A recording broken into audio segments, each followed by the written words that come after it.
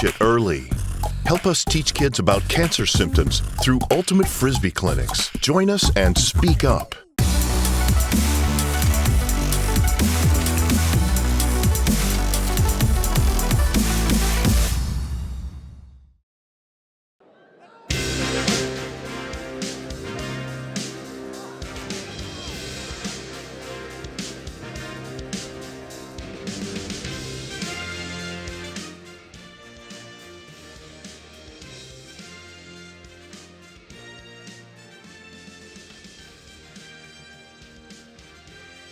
To compete for the greatest prize here at the World Ultimate and Guts Championships.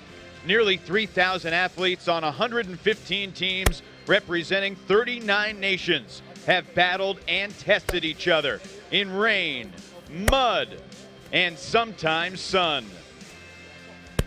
After 6 days of competition, this quadrennial event culminates with Championship Saturday. The United States seeking a historic sweep of every division. Australia, Colombia, and Japan, the three nations standing in their way.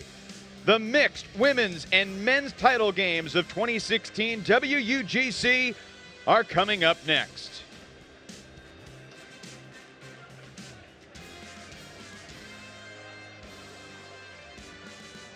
And you are looking live at Allianz Park here in London, where Australia and the United States of America are set to square off for a world title. Delighted to have you with us, Evan Lepler with Brian Jones from high above the field here in London. A mix of sun and clouds for this championship match. The Australians 4 years ago were in this spot, Brian, falling short to Canada. The USA has put an all-star team together to try and reclaim the top prize in the sport. Australia is going to need to be almost perfect today against this USA team that has so many standouts from top to bottom under Jake Henderson and Nancy Sun. An all-star team is right. You can look at anybody on this roster and they are one of the top players in the world.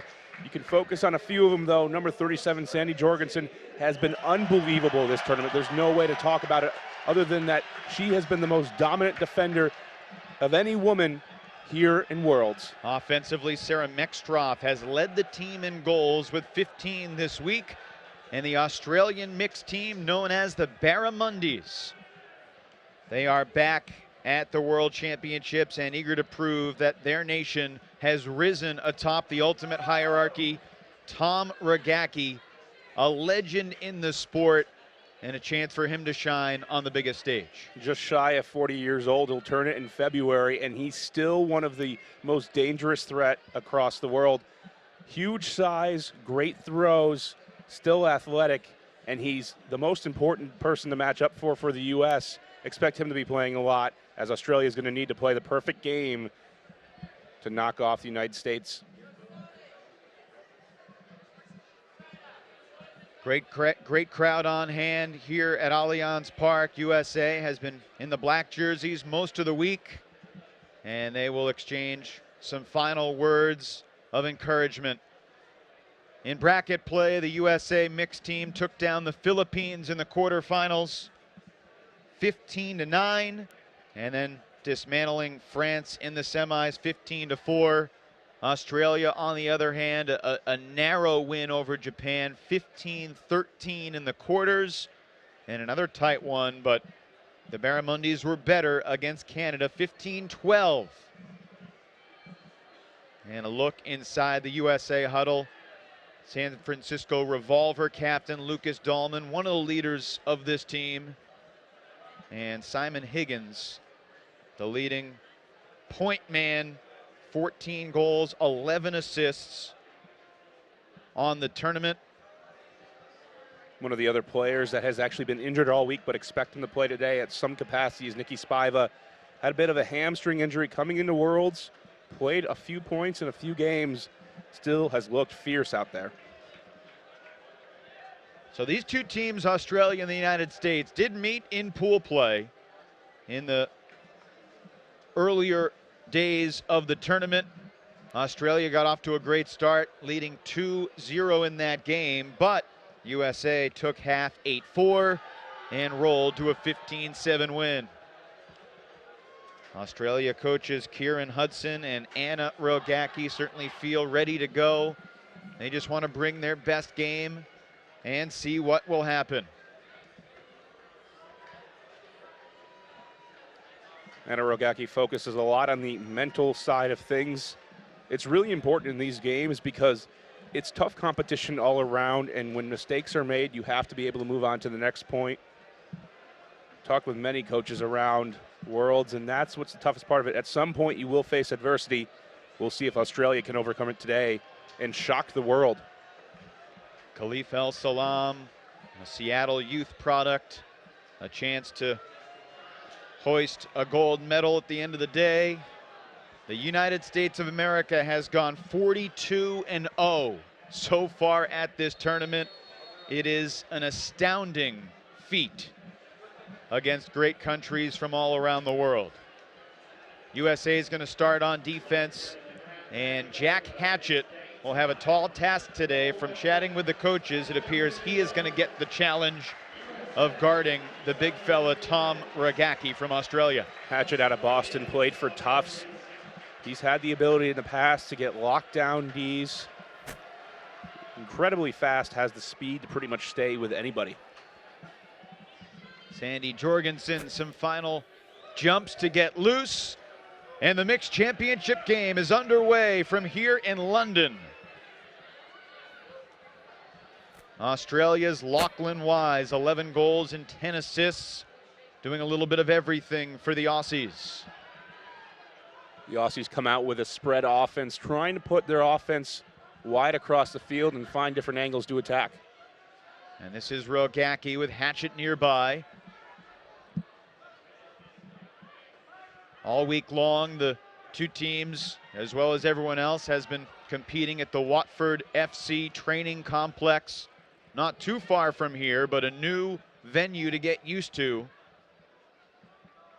Different playing Ultimate in a stadium. The wind tunnels are a little bit different, although this stadium at both ends is fairly open.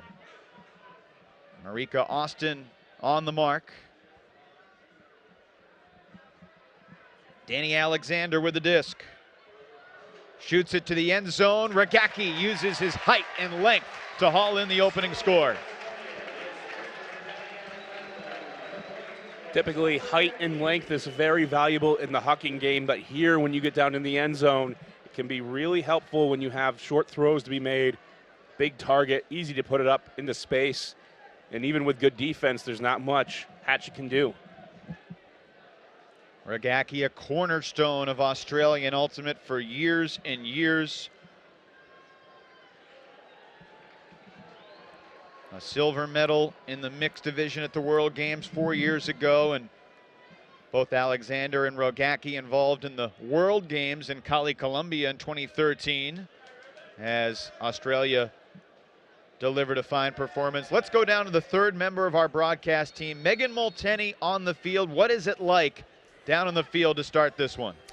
Hey guys, it is definitely swirling, the wind moving around a bit in a kind of an unpredictable way. We've had a few drops of rain, though nothing like what we had earlier this week, and it is very loud. The acoustics of the park really playing their waves off of each other. The other thing that's really interesting to note is there's a 10-meter distance between the field and where the players can be. They're used to 3 meters, so they're really trying to bring that extra energy from the sidelines, extra voices, to reach their teammates on the pitch. Megan, thank you. Certainly a change of pace here in the title match. USA on offense for the first time. Nes Fajardo finding Simon Higgins, both Bay Area players. And there's Brett Matsuka, who has an incredible history with Australia. He went to college at the University of Queensland, where he was teammates with Australia's John McNaughton. USA coming out in a side stack at first, and now they're going to transition to the vertical. Matsuka's been a great pivot hander throughout this tournament. This is Eli Kearns, a childhood friend of Simon Higgins. They have a great chemistry. Chris Mazer hits Kearns just shy of the end zone. Tim Booth on the mark, and a reset to Matsuka. Matsuka picks up the assist as Fajardo slashes into the end zone for the score. Great early offense by Team USA. They find the early chunks of yardage looking at Higgins off the start, and then are able to move it down the field. Some great patient dump swing, hitting Fajardo in the end zone. The Team USA was actually tested pretty well in the early goings against the Philippines, a game they won eventually 15-9, like you said, Evan. But the big difference throughout this tournament has not been whether teams are able to go through several points and score and look good, but do you have the depth that will carry you throughout a game? There are 3 distinct lines here that the U.S. can throw, and any one of them is dangerous to get the block or to go out there in offense and get the score. All week long, we have seen opposing teams stay tight with the United States in the early stages of the first half, but those 3 lines that you mentioned have this unreal ability to wear on the opponent. Reed Koss, captain of Seattle Sockeye, legendary club team from the Pacific Northwest, launches the opening pull. Su-Wei Huang-Freund for Australia centers the disc. Rogacki marked this time by Mac Taylor. Khalif El-Salam on Lachlan Wise. Rogacki using the big threat of the deep huck to move Taylor on the mark. He gets the huck off, but not all the way to the end zone. It was Jack McShane who interrupted the flight. The game's first turnover.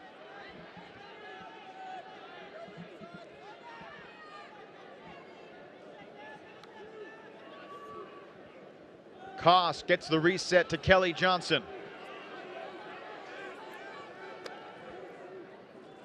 Koss to Taylor.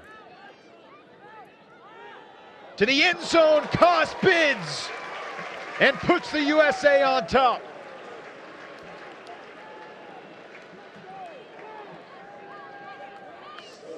From top to bottom, the USA is supremely athletic to the point of they don't have to worry too much of where they place the throw. Just give the receiver a chance, and they're going to go down and get it.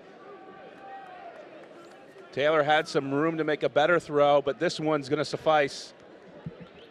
On the end zone, a quick give and go. Taylor's going to look for the break side, and after that, Koss makes the one-handed sliding grab.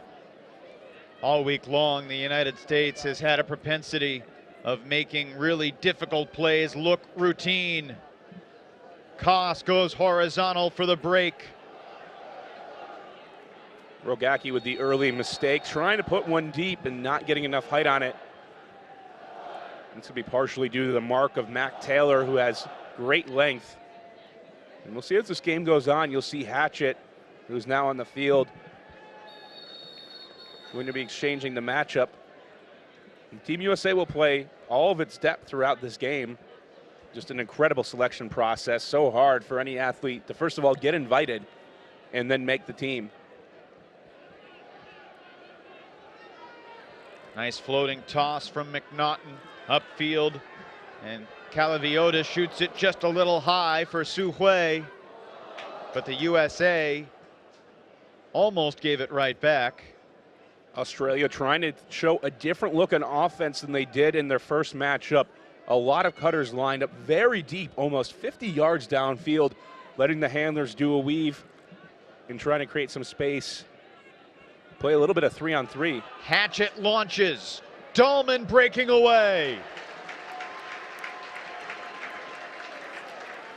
2 breaks in a row for Team USA, and they're taking advantage of unforced errors from Team Australia. First, the laser huck from Rogacki. This one going off the hands.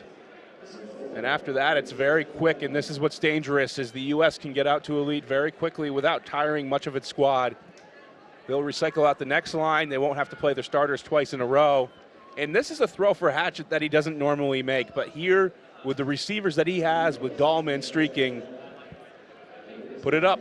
Brian, a lot of teams have defensive specialists like Hatchett. Most teams don't have guys who can play that type of defense and then launch that type of huck with such precision. So Team Australia, led by Kieran Hudson and Anna Rogacki, needing to get back on track, as the United States has scored 3 straight. Both these teams were put together in similar ways through tryout processes. Both teams represent the entire nations, the East Coast and the West Coast. They had a variety of selection camps and then training weekends. The Australian club season caps off in April, so since then they've had several weekends to try to prepare, and clearly in the championship game they've done something right. But it's a whole different task going up against the world's best. And this is a type of offense that you may have not seen before if you're listening in. A German offense here after a stoppage on the play. Looks like it's going to be a pick call.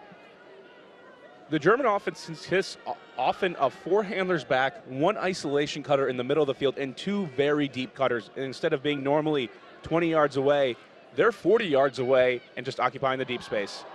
Wise launches. Lothian can't come up with it. Oh, the mercy of the wind. Perhaps popping that disc just out of her reach at the last moment. The Australians can't catch an early break. They were able to put in the first goal, and since then, it's been mistake after mistake with the U.S. ready to pounce. So Koss will reinitiate play. McShane and Johnson, the handlers. El Salam taking off. Khalif El Salam can't come up with it as a pair of Barramundis tag team for the D. Great catch-up block. Koss trying to lay it out there. And normally Salam's going to come down with that. Got a hand on it, but couldn't complete the catch. First turnover for the United States.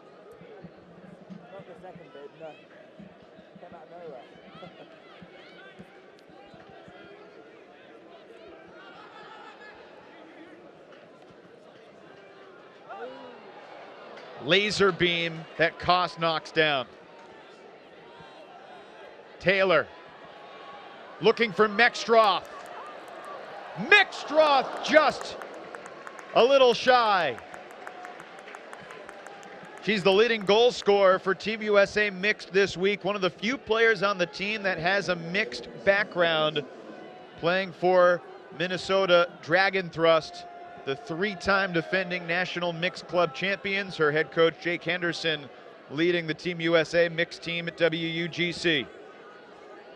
Taylor trying to put it deep, too far. Back to live action. We go the other way, and McShane with the second D of the half.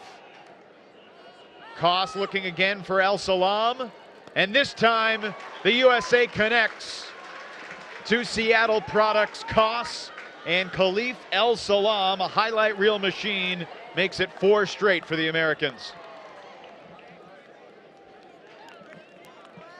Right now, the pace of this game is both teams putting up incredible deep shots, trying to go for the big play.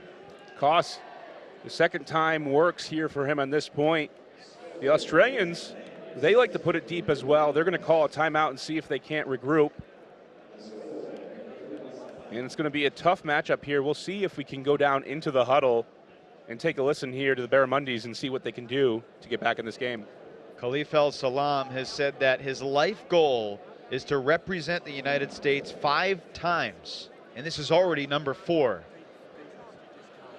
Australia. Got to turn that around. Pick up in front of the stack, break side deep, back of the stack, open side. Okay, yeah, on 3. Yeah? On 3 Mondays. 1, 2, 3. Mondays! The barramundi, a fish often found off the coast of Australia, and the unique fact about the barramundi is early in its life it occasionally changes its gender, which makes it a fine name for a mixed team that relies on both males and females to come together to prevail. The best teams in the mixed division are the teams that mix and match their male and female players to find that chemistry, which for a lot of these players used to more single gender attacks takes some time to learn. One of the other aspects going into this game, if you're a first-time viewer of Ultimate, is the style of self-officiation that we do see on the field. We've seen a couple of calls already. There are no referees, but in the green shirts around you will see the game advisors. And if the players cannot resolve their dispute, the game advisors can give their opinion, but it is not binding in any way. Players are often asked to take in different perspectives and trust fair play, have mutual respect for one another, and we've seen it work out this week, even seen some calls overturned by pictures taken on the sideline. Nicky Spiva to launch the pull. What an interesting ultimate journey he has had, starting in high school in Tennessee, where he and his pal Markham Schaffner. Nice catch by a gentleman on the sidelines. Nicky Spiva went to McGill in Montreal for a year, then transferred to Colorado College, where he helped build that program up. He was a top 5 Callahan nominee, trying to raise his profile. Leading that Callahan campaign was his buddy Markham Schaffner when he was playing at Pomona out in the Claremont colleges in California.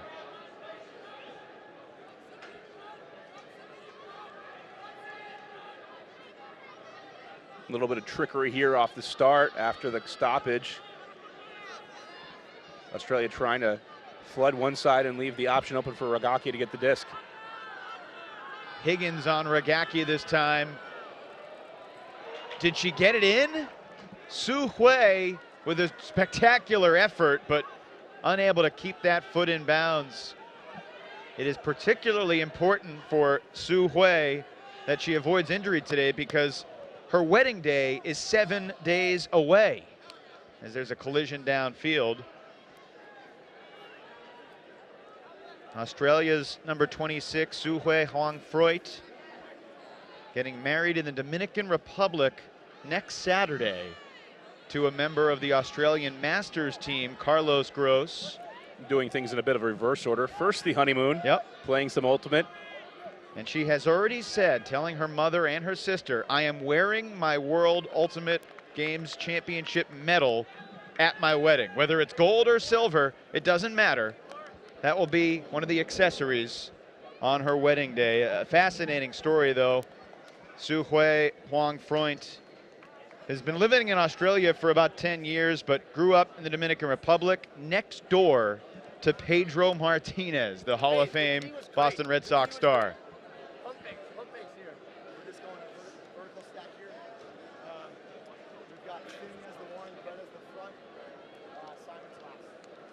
Got the 2. It's free resets. Hey, on D from this point on, we're 2. This point on, we're 2. Hey, D, this point on, we're 2. Hey, Brett McNeil, Jack likes the coach. Jack loves the coach. We're not looking deeper. We're grinding. We're grinding that front cone, okay? Let's go. Vert to end zone, okay? Let's go on 3. 1, 2, 3, start. Your ears did not deceive you. Team USA has spent parts of timeouts all week long singing Row, Row, Row Your Boat. There have been a lot of boat metaphors used by the coaching staff throughout the week.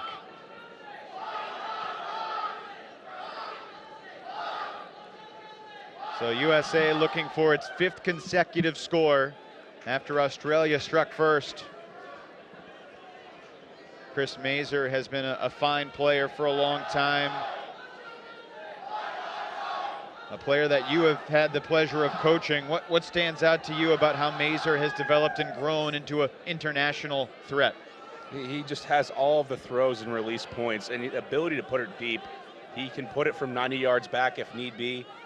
I've seen him do it before, and certainly something that if the cause arises, he'll put it deep again.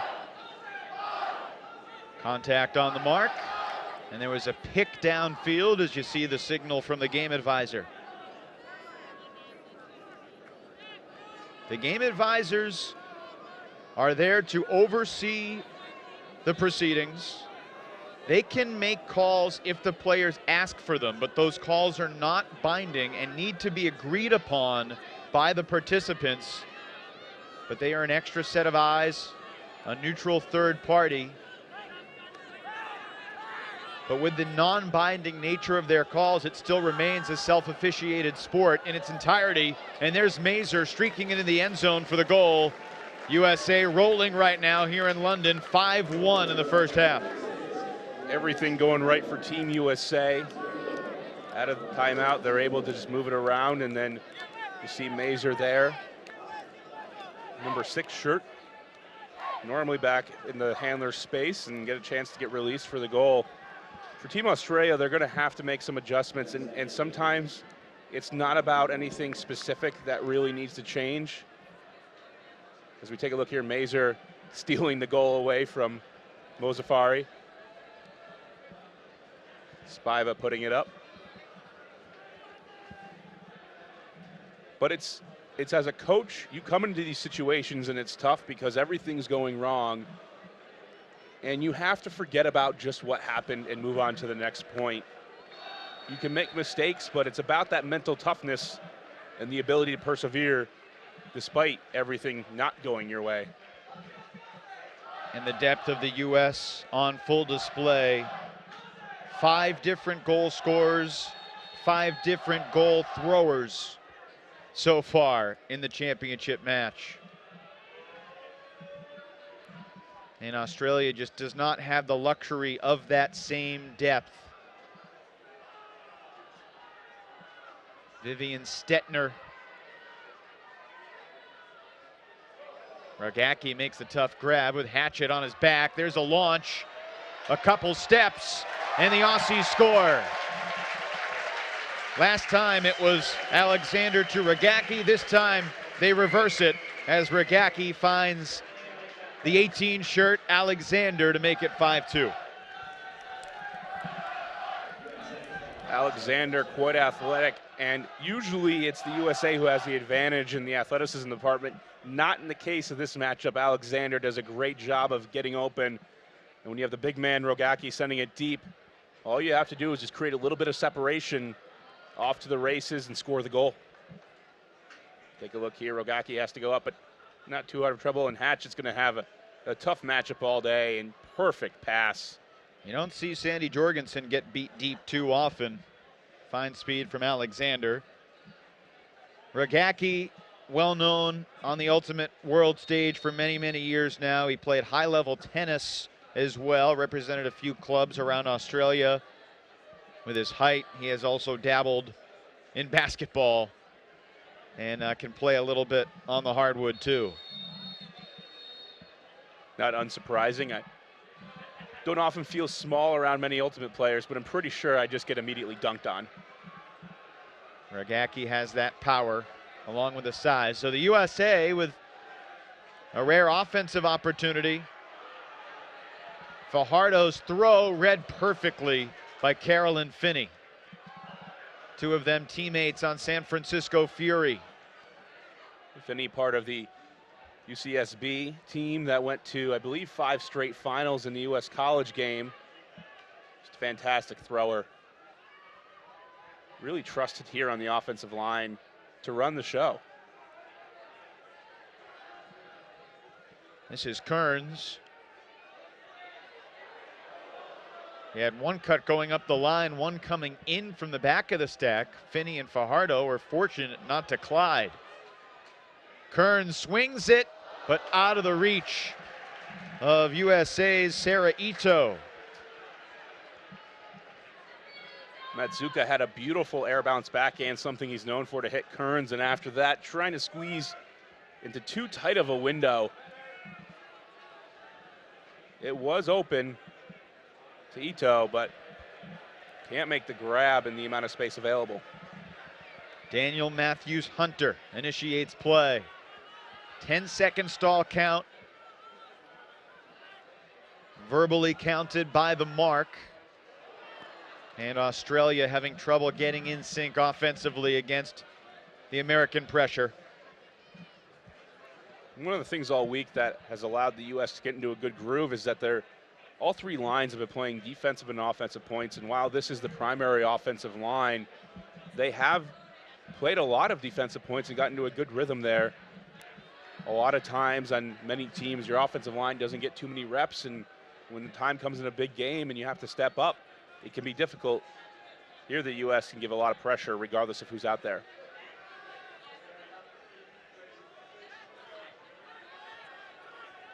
Pretty basic vertical stack offense. You see the cuts coming from the back, space open on both sides of the field.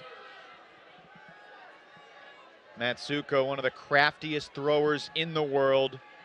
And again, his ultimate career really began in Australia. Matsuko was a tennis player growing up in Hawaii. As he launches to Kearns, can't land in the end zone, needs at least one more toss. And he circles it around Brett Middleton, connecting with Spiva.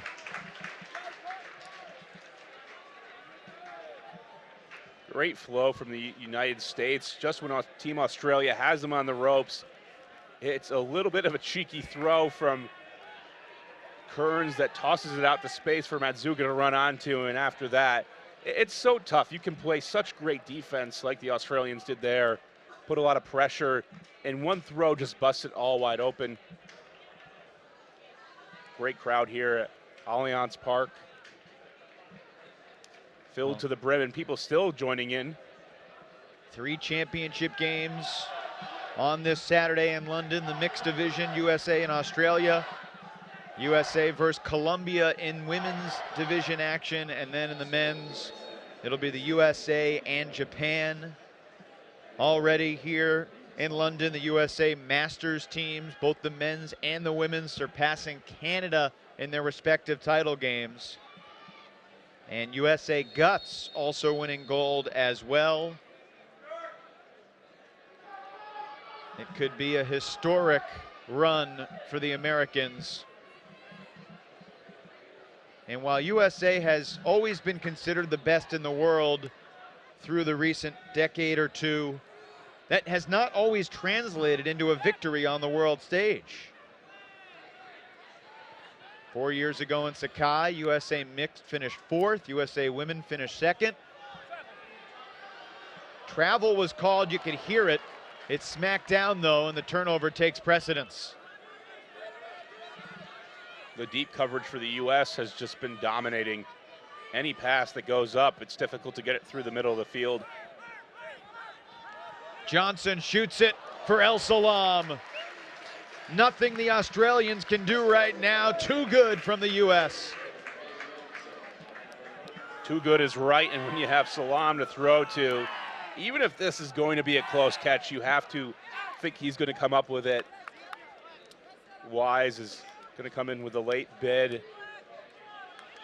Not much that Australians can do at this point. There's Anna Rogacki, the wife of the star Tom Rogacki. And she's known for her mental skills coaching. Her players say she always knows the right thing to say, but sometimes a change in strategy or mental attitude cannot overcome the talent gap. Johnson able to find the space behind the defense just for a split second. Wise turns his head looking for the next man to pick up. It's a tough place to be in as a coach. At this point, you have to go out and just focus on the next pass, the next job. So important and critical to have roles on your team. You can't really come into a game and expect to change things up all that drastically. So USA pulling ahead 7-2. Could take half with a break.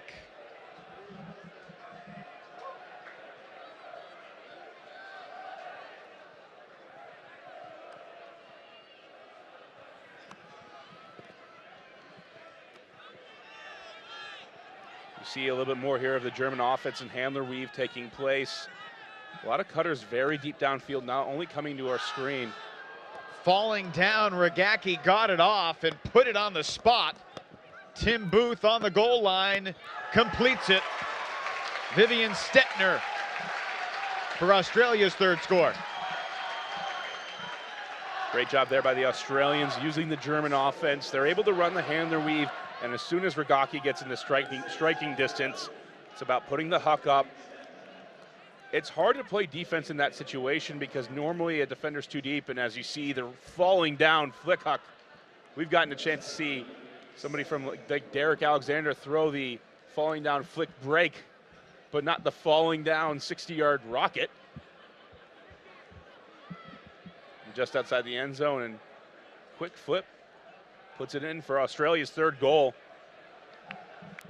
6th goal of the tournament for Stettner. The Barramundis, if they get a break here, Brian, just gain incalculable confidence. It only takes one, and that's why it's so important to have that mindset throughout, that mental focus. You can't let the score dictate the way you play. It's going to be tough, but if there's any team here that has the history behind it, the experienced veterans that know what to do, this is a team that could mount the comeback.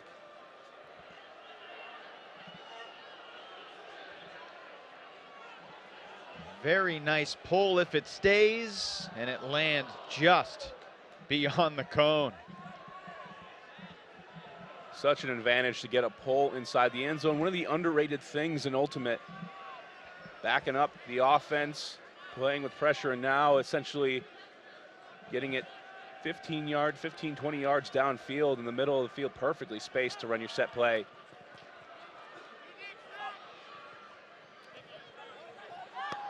Finney looks to the end zone, and just like that, the USA tic-tac-toes its way down the field.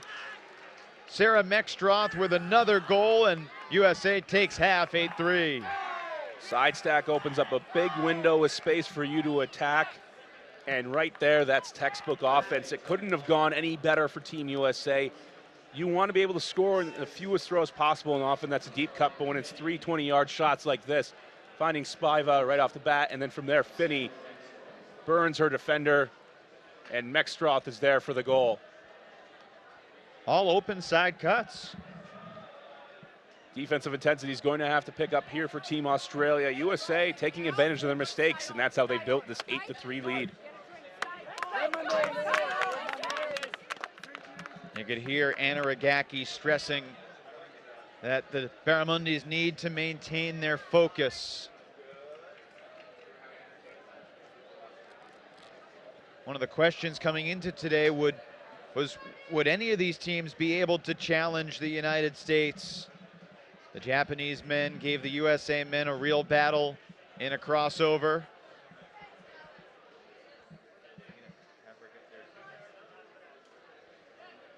Well, the third member of our broadcast team is Megan Molteni, and she is looking up to Tom Ragacki down in the field right now. She'll get the mindset of the Barramundis. Megan? Hi, Tom. Just checking in with, hi, Evan. Checking in with Tom Ragacki, the legend, the GAC. How did you decide to come out of the Masters division to come back, play with this mixed team, and lead this Barramundi squad to a finals appearance at Worlds?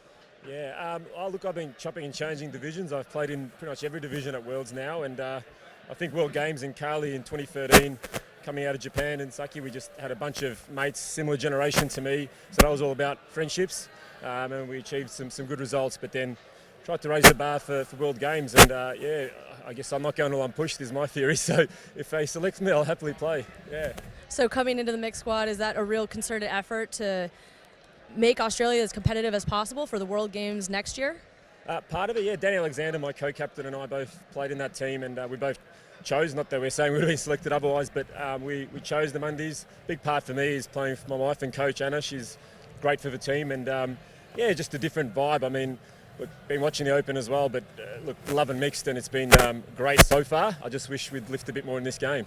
Yeah, what do you think you guys can change in the second half to turn this game around? You've obviously faced the U.S. earlier in the tournament, saw kind of a similar result, so you should be familiar with them. What are you going to do to match that speed and athleticism for this U.S. team? Yeah, it's great. It's like if you're a skier and you see an avalanche coming, you know it's coming, but it's still hard to stop. So do you ski with it? Do you dig a hole? I don't know. We're used to being athletically stronger than a lot of the teams. We're used to dominating physically. I wouldn't say we're being dominated, but they're our athletic match. And for us, we don't get that often, and how we respond in each moment is important to us. So at the moment, not well enough, and I guess we had a look at it. We're hoping to come out a bit stronger. I don't think it's over. We'll certainly rally. We're fighters, but yeah, we've got a tough uphill battle, and we've just got to not try to out-physical them. We've got to outsmart them as well. So something different, I'm not sure. Hopefully Coach Anna's got something in the kit bag there. Well, thank you, Tom. We look forward to the rest of this game, and congratulations on making it this far. Thanks, Megan. Thanks, Megan and Tom. He characterized it well. The USA's performance has been like an avalanche. You know it's coming, but sometimes you still can't get out of the way. It's at the half here in the mixed final. The USA 8 and Australia 3. And it looks like Robin Wiseman, the injured Team USA captain, she tore her ACL at a club tryout just a few months ago, but she has been on the sidelines supporting her team all week long. And Robin Wiseman now will chat with our Megan Molteni.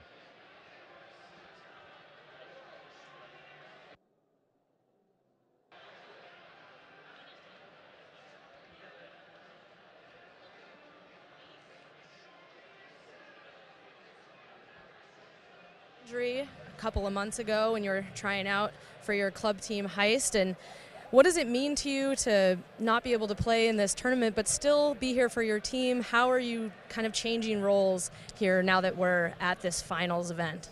Yeah, I think for me, personally, it's been really great to be around such high level of competition, just to see so many really talented athletes from around the world representing their countries and really coming at us strongly.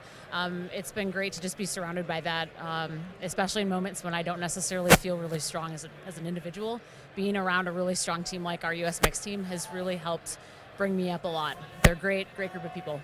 So what do you feel like you're contributing from the sidelines in terms of insights and vocal adjustments and bringing that energy? So one of my biggest roles here is to help our coaches track stats and tracking trends in the way that we're turning the disc over, and finding like good strings of people that have been working really well together. So it's been a much different experience than I had anticipated, but I also do some coaching back home at the States, so this has been a really good insight for me to see what coaches like Nancy and Jake do in big games like this. You guys have had a really efficient run at the tournament and a really efficient start to this first half. How are you going to keep the momentum rolling and close out this gold medal match? Our team really focuses on doing the selfless things and making sure that we're grinding together as a team, doing the things that necessarily aren't the big plays, but hitting those open cuts and open throwers. So we're going to continue to do that the second half here. Awesome. Well, thank you. Best of luck to you, Robin. Thank you very much, Tenny. Thanks, Megan. 8-3 USA leads at the half. Second half action still to come here in London.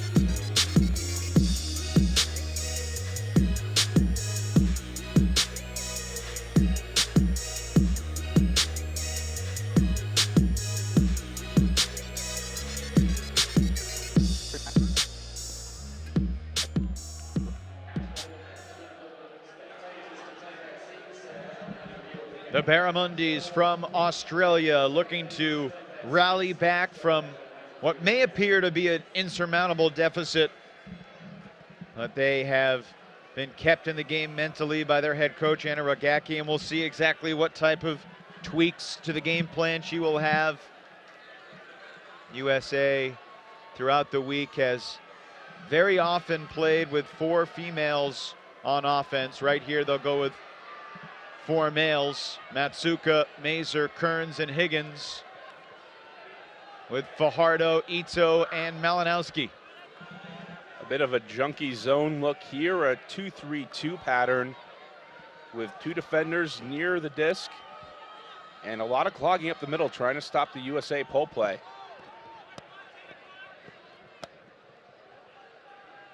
It appeared Huggins lost it off the body. No contest on the foul from Rogacki.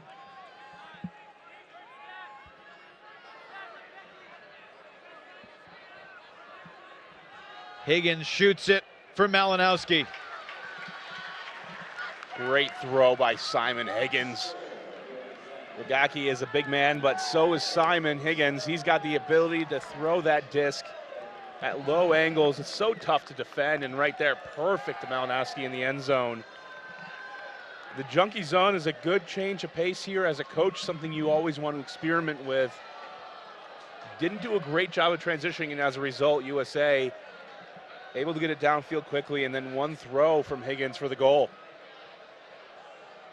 Simon Higgins just scratching his surface as a player, coming up in the Bay Area, really coming out of the shadow of a guy like Bo Kittredge or a guy like Mac Taylor, the big fellas who have led the San Francisco Ultimate scene for such a long time.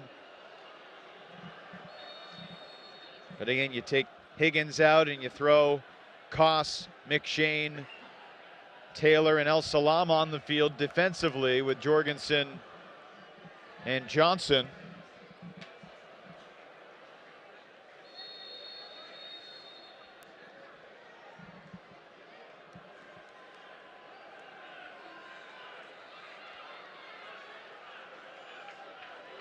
Marika Austin also on the field for USA defensively. She was a late addition to the roster after Robin Wiseman got injured. She has really played well.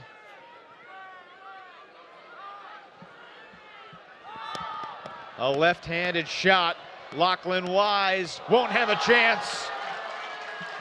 El Salam rising up.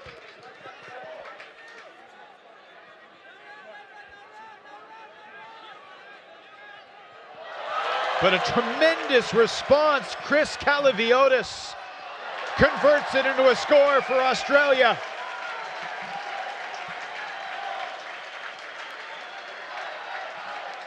First, Salam shuts the door, and Calaviotis opens it up again. Looked like a miscommunication between the Americans. Taylor in the backfield. Pass may have been intended for Reed Koss. We'll take a look here first to El Salam. Just one of the best athletes in the college game out of University of Washington. Played in the mixed division last year. And here, intended for perhaps Koss or Taylor. Either way, a sensational layout block. Calaviotis, the only member of the 2016 Barramundis that has experienced the WUGC mixed final from 4 years ago. He was on the Barramundi squad in Sakai, Japan, that fell to Canada 15-9. That was the most points that anyone in the mixed division scored against the Canadians that year. An important offensive hold for Anna Rogaki's team as Timocles Copland prepares to pull.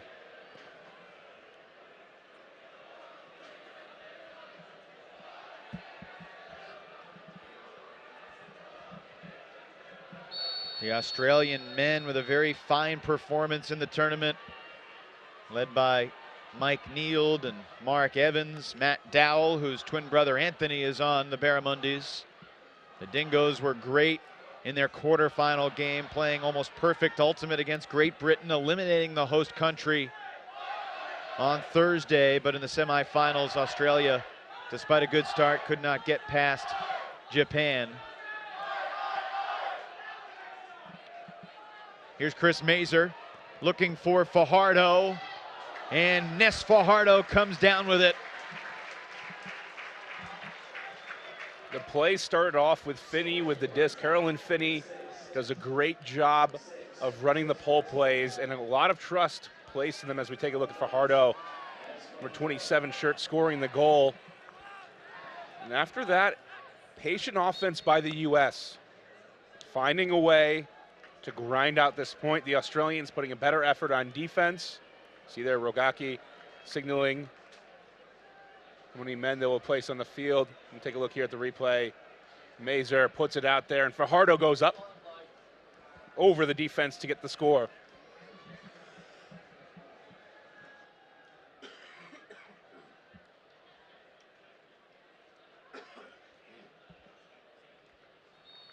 So the USA 5 away. We played a 15.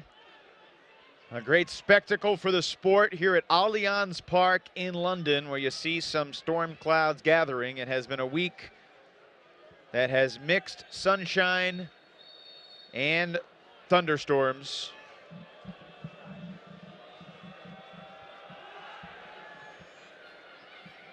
Thankfully here we're on the stadium pitch for the first time this weekend, and no worries here about the playing surface.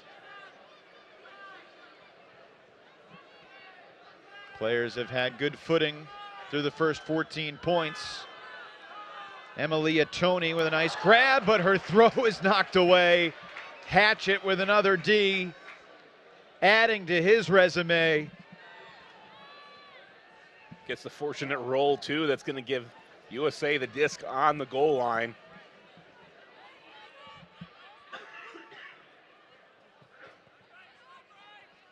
Dahlman to Canner.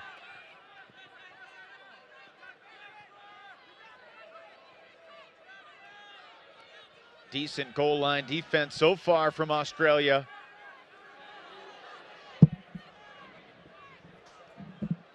And contact on the mark.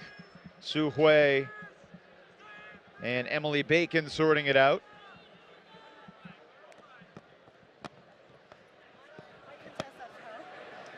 I think she's calling a foul because as I was pivoting with her hand. And she thinks that it's a foul on me because I hit her. I felt like she stepped through me. Okay, are we agreeing to contest or do you want perspective? It's her. I'm thinking of contesting because I felt like she stepped through me and hit me. I'd like to go to you. My perspective was that you were moving and that Then I fouled her? Yeah. No worries. So no contest on the foul after getting the opinion of the game advisor. If Su Hui had disagreed vehemently enough with the advisor, she could have kept her call. But after the play restarts, USA scores very quickly. Jack Hatchett with a bit of double happiness. Bookends or double happiness. He gets the block and gets the goal. The man out of Tufts, playing for Boston Ironside. Take a look here at the block. And Hatch didn't really have to lay out, but you can see his speed on display as he runs through it. And after that, looks like it's going to be a give and go with Canner and Bacon, but finding Hatchett on the line.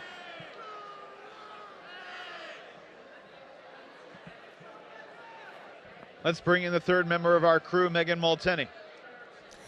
Hey guys, so you can tell if you're down on the field, there's something unique about this setup that not many Ultimate players have had before. We have replay screens kind of on these jumbotrons set up in 3 places around the field. So when there are foul calls, it is possible for the players to take a look up, maybe see the replay, maybe have it influence the call or the discussion, and the game advisors have advised players not to do that. They obviously can't tell them not to look, but the idea is to keep the game played the same way that we would if we weren't in a stadium with big replay screens, but a little bit interesting shakeup of the usual approach that Ultimate players are used to playing in big tournaments like this. Yeah, thanks, Megan. That'll be an issue that as this sport continues to grow into the future and plays in bigger stadiums with video boards, that we might have to conquer with more detail. And as the Australians come out, we haven't gotten a great look at it yet because it's tough to see the entire pitch at the same time. Ragaki's going long. Taylor's closing fast, but he can't do it fast enough. He's made so many plays just like that throughout his brilliant career. Tom Ragaki giving all he has to Australia today. And that's a big part of Australia's game, not only throwing it deep to Rogacki, but throwing it deep, period. And it's something that necessarily hasn't worked out early on in this game, but when it's your strength, you stick with it. And you'll see why here. When you have the deep shot there, no mark, you can put it out as perfectly as you want. And even with Taylor giving chase, it doesn't matter. Strong to the disc. They call him the Gak, as if he's a mythical creature coming out from Australia down under to come get you. And you can see why. Well, there is a mythical nature about him because of his size, because Australia is so far away from North America, and because before the proliferation of Ultimate media and more Ultimate coverage on the internet, you only saw some of these players once every 2 or 4 years. So every 4 years, the Gak would come back to life and be a physical monster for you to deal with.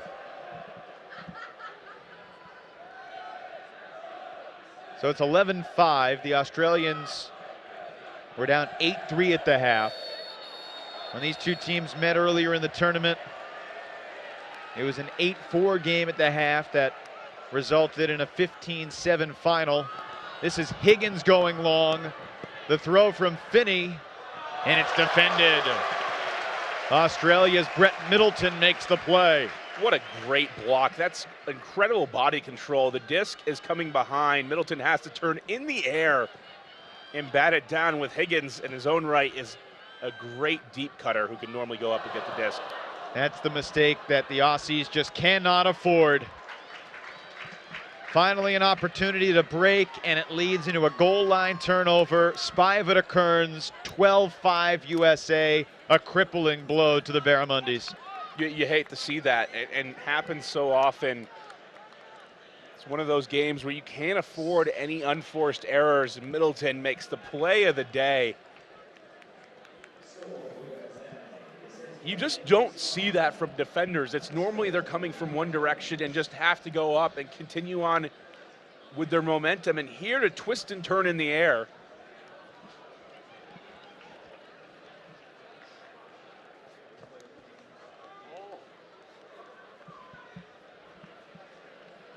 Great atmosphere here at Allianz Park, and we'll take a look at the Huck. Finney putting it for Higgins, and Middleton turns around and bats it the other way. Perfect timing, and there's the ensuing turnover. Spiva quickly to Kearns. I'm not sure I can remember a time seeing Simon Higgins get outplayed on a deep shot like we just saw. There's a reason why he's a rising star. Middleton got him that one. But the USA got the goal, most importantly. Rogacki handling. Here a bit of the German offense to start out with. Two cutters deep, and you'll just see the space they give the handlers. No cutters in the picture. And what they're trying to do is get a little bit of handler movement and momentum, and then turn that into a very deep shot. After gaining some yards, the handlers are in a better position to put it deep. Very close to the sideline. Heidi Bell ruled in.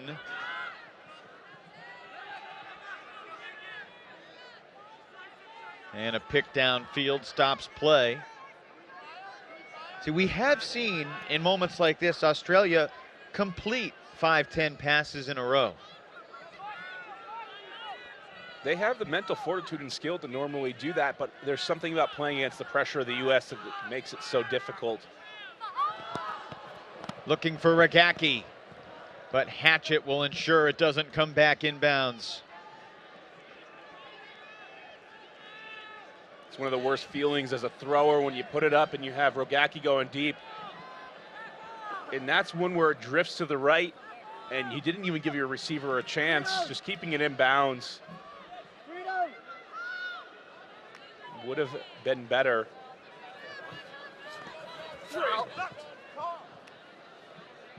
You could hear the contact down on the field between Dahlman and Booth.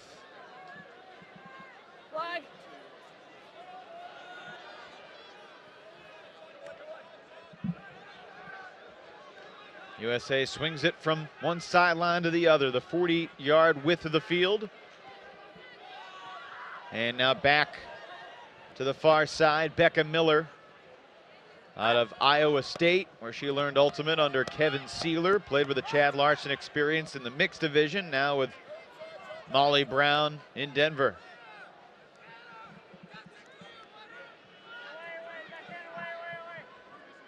Texas's own Jeff Lascorn with the disc. Got great length for great throws. And the USA systematically works it down the field. It ends in the hands of Hatchett. He's having a fine final. And the USA 2 away. The pressure keeps mounting, and it's not like the U.S. has been required to make great plays. We've seen a lot of unforced errors, but that comes with the territory when you're facing a team that just tightens up the separation. You're used to playing with a lot more open space. Take a look at the crowd here getting to receive a disc, and we'll take a look here at the replay. Dahlman Hatchett comes screaming up the line to the cone. But every time, as a coach of young players, it's easy to come away from a game and say, if we didn't drop, if we didn't throw it away, we would have done better. But the thing to realize is that when a team puts defensive pressure on you, those unforced errors start to happen more often. Less time and space, you're not as comfortable, rushing a little bit. And that's why you see teams here, we've talked about it earlier this week, so many teams came here, Evan, and Team Egypt may have not won a game, but they came out and got the experience that you wouldn't normally get. Well, 2016 WUGC, a far larger event than the one 4 years ago in Japan. Several first-time participants. Makes you wonder what we might see in 2020 as Ultimate continues to expand and grow around the world. I think everybody's gotten better from top to bottom. Having attended Worlds in Sakai 4 years ago, the athleticism, the intelligence, the game IQ continues to rise and grow this great sport. An early turnover again for Australia. They have not delivered their best performance in the title match, but USA has a lot to do with that. Koss quickly to Taylor. Koss slashes. Air bounce to the end zone. Nice job boxing out. And it's Jack McShane hauling in the goal. 14-5 now for the U.S. McShane out of Colorado, both with Mama Bird and Johnny Bravo in the American club scene. Not the most flashy player as he goes up and wrestles away the goal, but he's Mr. Reliable. He makes every single throw on time. He can handle a lot of pressure and still not falter. So we see here Koss realizes he has the open backhand, feels the contact, is going to put it up. McShane boxes out. All throughout the week, USA has played with, I felt, a respectful physicality. They box out, they use their positioning, but they have never crossed a line. And, you know, the North American style of Ultimate is certainly probably more physical at this stage than the worldwide norm. But I think that's something that other countries have experienced, and as North American players move around the world, attend coaching clinics, and continue to grow the game, the sport might look different 4 years from now. It very well will. You see contributors like Mario O'Brien playing with the Colombians. O'Brien out of Seattle started Rise Up educational videos online. I've used them myself. He's run clinics throughout here and in Dubai for the World Beach Championships in 2015. Before the tournament, talking to a lot of different players around the world about who their ultimate mentors are and who has guided them and taught them the game. Mario O'Brien was a familiar name. Ben Wiggins from Seattle, another familiar name. Here's Ragacki, perhaps one more big score. He milks it to the back line. A risky choice, but he hauls it in for Australia.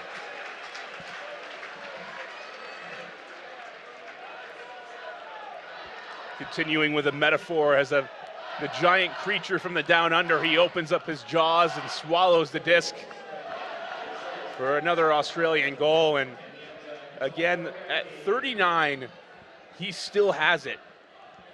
You have one of the best defenders on him in Hatchett, and he still gets the separation, goes out to space. It's a shame only every 4 years I get to watch this.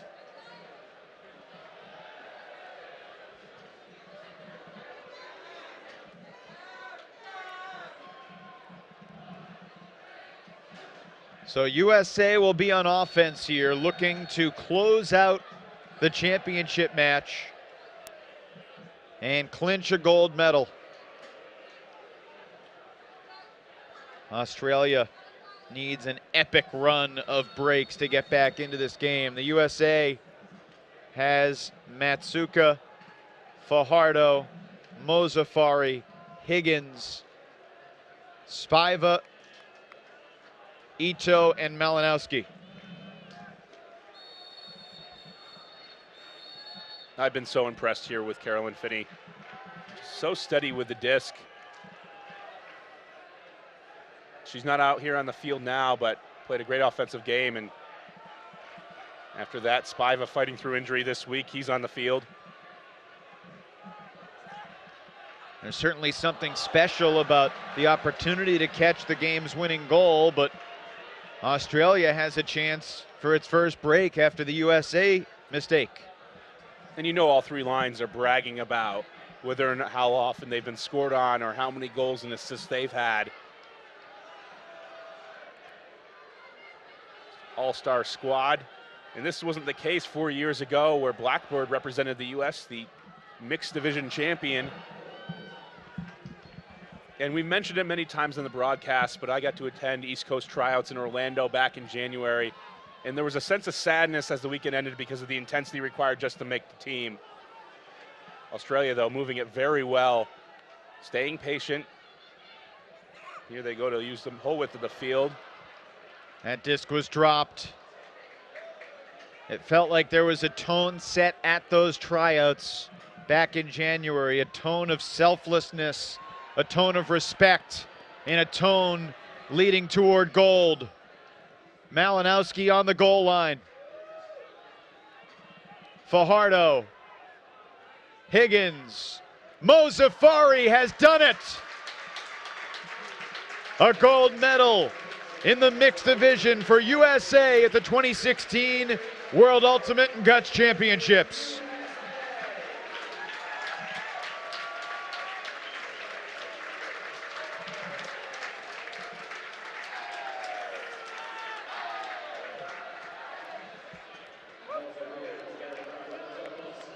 Only 6 turnovers in their 15-6 win over Australia in the finals.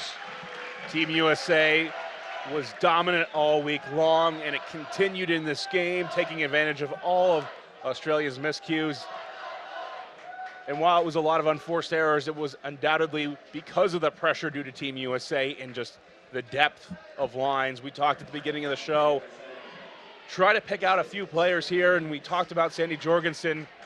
And while she didn't have a flashy game on the stat sheet, excellent defense across the board from all of Team USA leads to this 15-6 victory.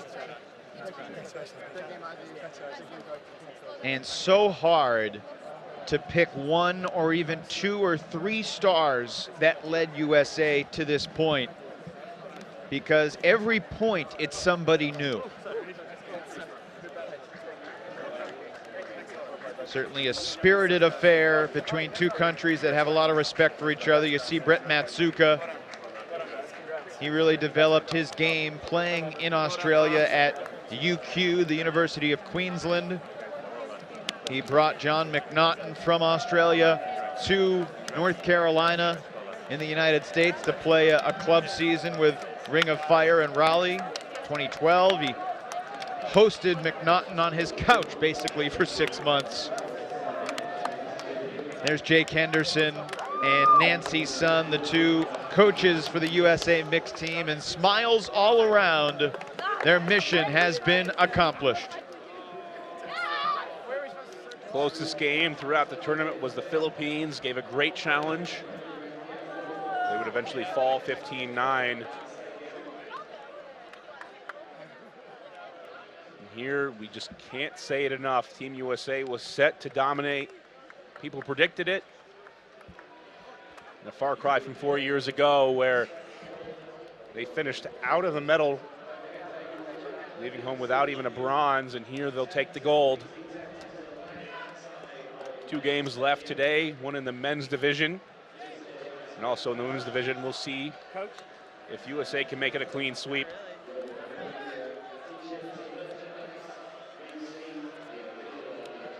So the United States goes 10-0 at WUGC. Slovakia, Belgium, and the UAE, Hong Kong, Germany, and Ireland. Australia earlier in the tournament, and the Philippines, France, and Australia. And we will go inside the Spirit Circle to hear from both teams after The gold and silver have been decided.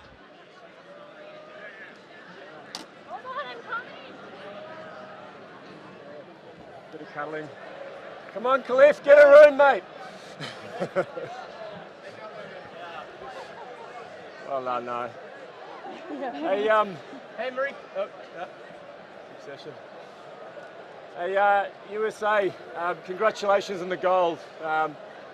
Would have been a lot of expectations from you internally, externally, and it's hard to perform at that level when the world's watching, really, in terms of ultimate, and the whole ultimate community is expecting a clean sweep, and well done on delivering on expectations.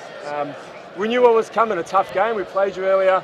Sometimes, though, despite all the talk and preparation, it's hard to stop it even when it's coming. So, again, as we said in pool play, we wish we could do more of this. You learn more from your losses, they say, so we hope you at least take one lesson out of that, because you guys clean swept the draws. Powerful team. Go back to your club team. Stop picking all-star teams. It's killer. Give us a chance, guys. No, but in a showcase, really well worked, spirited again. You guys, we played other countries who play physically, but not with the spirit of how you guys play, because you guys play physically but really fairly as well, which we have no issue with. So well done on just super athletic team. And you guys seem to have bonded really well in a short space of time. That's always been our problem when you pick an all-star team. How do you bond? And you guys have got something to treasure forever. So that'll bond you guys for life, yeah? So treasure that. You don't know when that moment will come again. Just quickly to Australian players while you're here, just super proud of the Mondays. This will bond us as well, guys. It's super effort. You know, we'll lick our wounds, and I'm sure we'll be happy with our effort. But thank you to all the Aussie guys and support staff. But guys, all about USA. Congratulations. Enjoy it. We hope to have a frothy with you at some point later tonight, eh? I'll just hand over to Danny to finish anything else and give out a couple of prizes. Absolutely. Thank you, USA.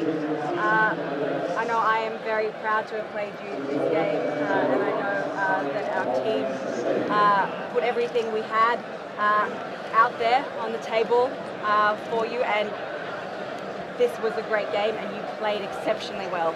And I know that that really comes down to hard work, and we respect that and really appreciate that. So thank you for the game. We would like to award again our most valuable players for the match, so if you could step forward, we'd like to vote as a team.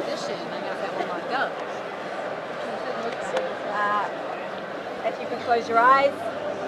Barramundis, if you could stand behind your vote.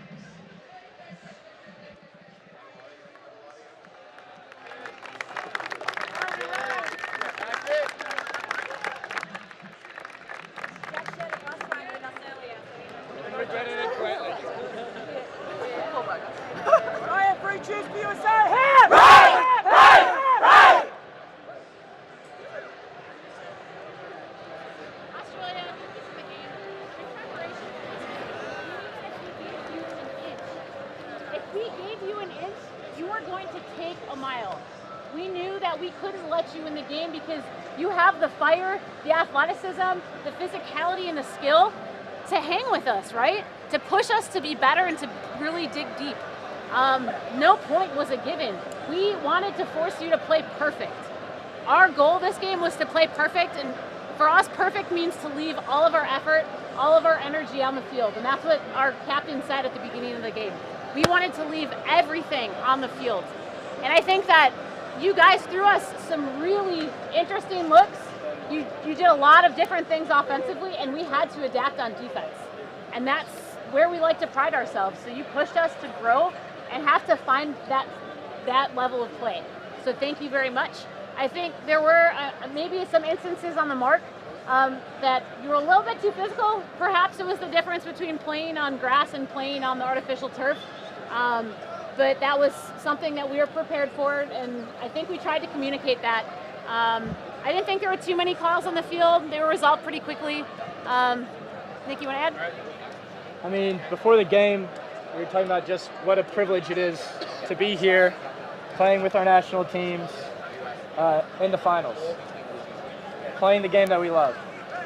I think we're all so lucky, and we should remember that. And I think both teams did a fantastic job showcasing the game for the world, showcasing the athleticism of the women and men on both teams. It was great. I'm glad we showed this to the world, and I hope we can keep spreading the sport and showing the highest level in a really positive light. So thank you, Australia, for putting on a great effort, and thank you, U.S., for rising to it. Thank you, guys.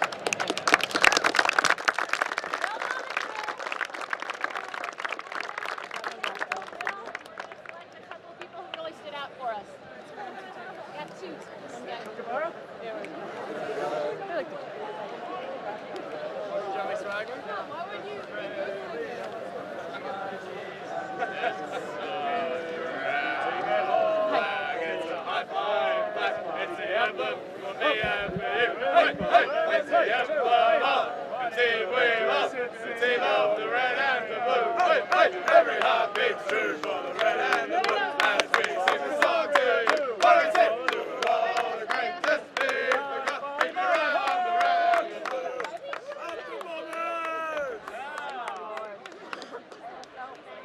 Coming in. Yep. We'll start first with the female who we thought really stood out. I also hear she's getting married very soon.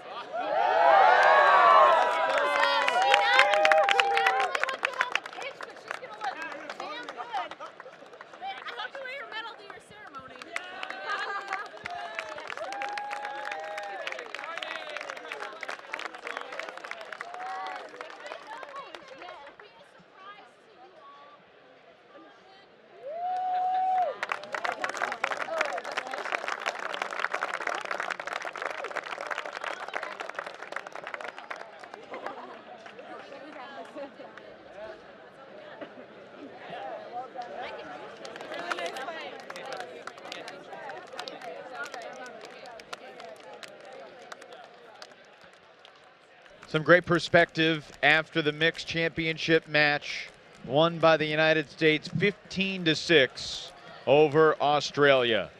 This has been a copyrighted telecast of the World Flying Disc Federation. Any unauthorized use is prohibited. So the USA has won in women's masters, men's masters, and mixed. The women's and men's championship games still to come from London. USA versus Colombia in the women's division. USA versus Japan in the men's. And this moment will be immortalized as the two teams come together for a post-championship photo.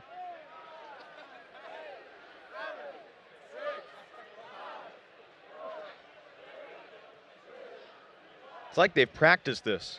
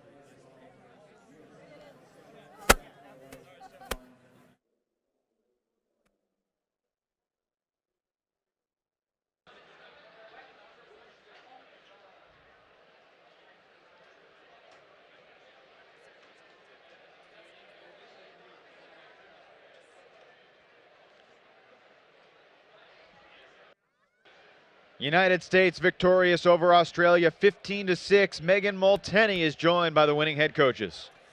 Hey, Evan. So I've got Nancy's son, Jake Henderson, winning the 3rd gold medal for USA so far at this Worlds. How does it feel, you guys? I mean, pretty awesome. I think hopefully we keep it rolling throughout the course of the day. Yeah, we're really excited. We were pushed, and it was a great game. So you came in as the obvious favorites. How did you deal with that pressure? Was there ever a moment during this tournament where you felt, a little bit nervous, or you felt like maybe it wasn't a sure thing that you were going to be here in this game today?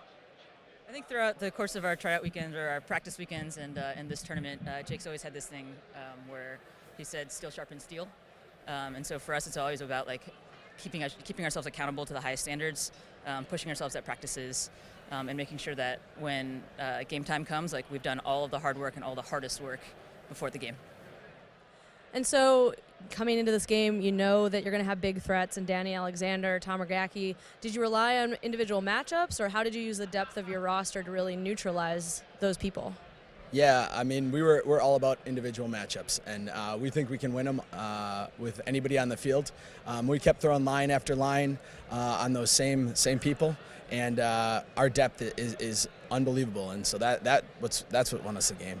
Yeah, and I think the other cool thing is we have a lot of defenders that like to play a lot of different styles, and so on their best cutters, we can have somebody who's going to be forcing them under and somebody who's going to be forcing them away, and very different styles of play to keep them on their toes.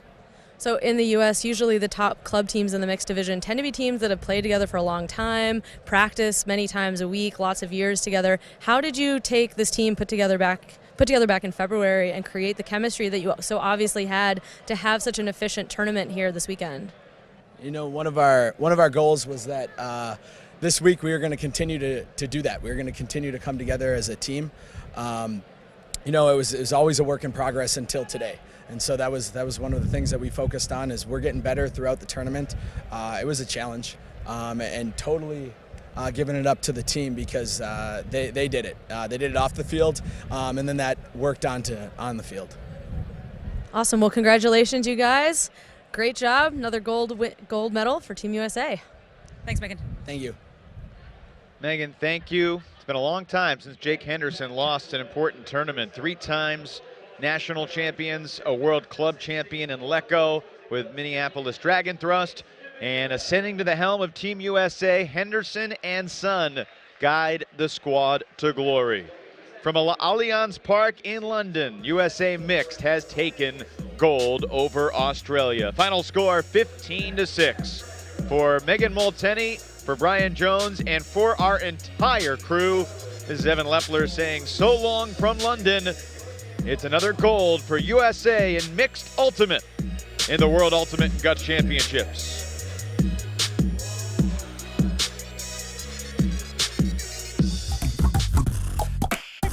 Catch it early. Help us teach kids about cancer symptoms through Ultimate Frisbee clinics. Join us and speak up.